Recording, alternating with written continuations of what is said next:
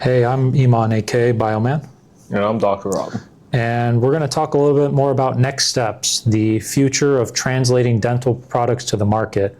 So Rob, do you want to get started sort of telling us what are those initial steps for us to take something from an R&D device and take it out on the market for patients? Yeah, so I guess for our tooth engineer audience, so when we are trying to conceptualize any sort of research that happens in a academic setting, there is a very extended process in actually start getting it from benchtop to bedside.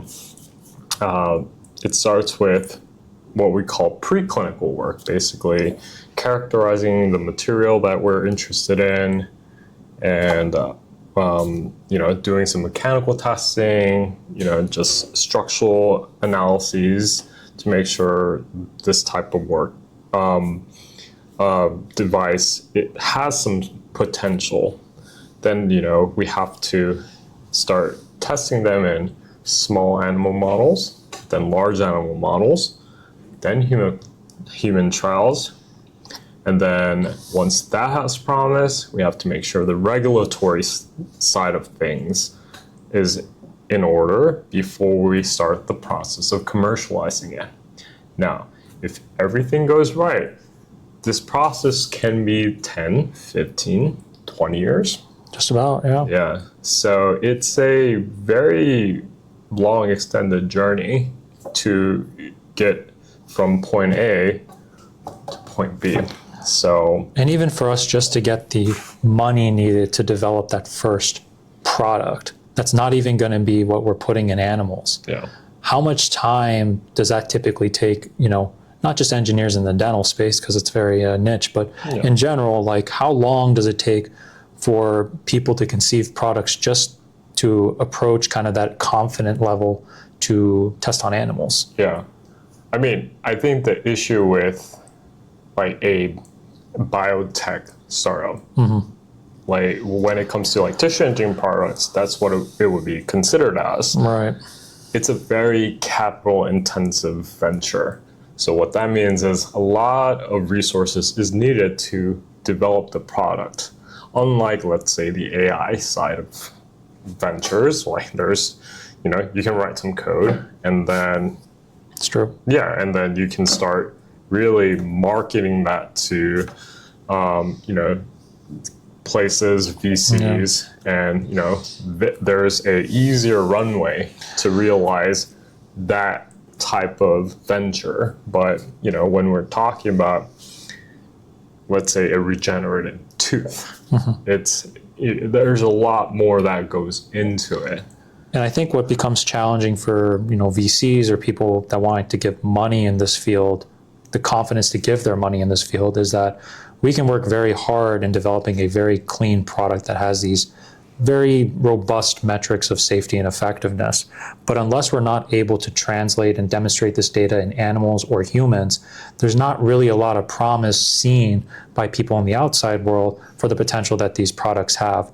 So really, the best thing to do is always to think about why it is you're creating a device as opposed to creating devices that are just necessarily improvements of prior. It's great to improve products in this field from what's out there, but it does come to a point where you have to ask yourself, how can we get this to scale? How can we get this to be reproducible? And how can we get this to easily translate in animal and human models? And then you have to also consider, how can we develop this for the market?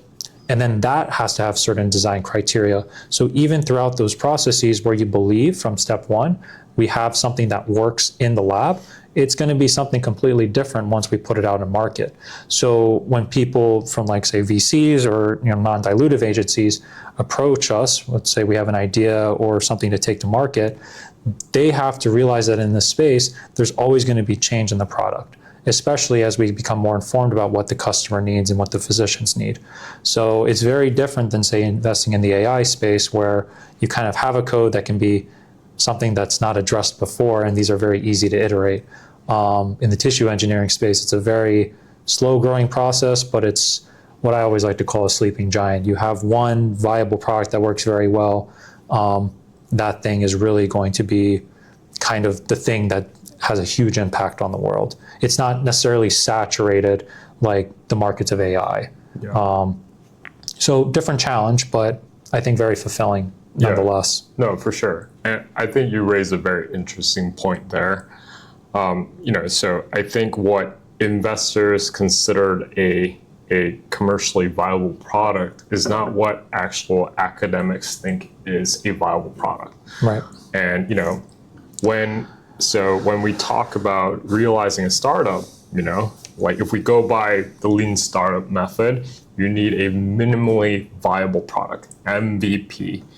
But in the academic world, like we are literally spending resources to try to perfect something. Absolutely. Right? And I think there is a interesting balance we have to play when we are pitching an idea to the investor side, while also making sure that the scientific side of things are like the data shows that these, let's say, the regenerative tooth structure, like it has to have some scientific grounds for it to gain traction to clear the research side. You can't get complacent on either side. I mean, Absolutely. Even as we sway in the venture world, the reason why products in this field are successful are because they were grounded by an academic infrastructure. Yeah. They had these ways of measuring safety and effectiveness in tandem with also, of course, ISO standards, which are these international standards for assessing medical products that need to also be acknowledged.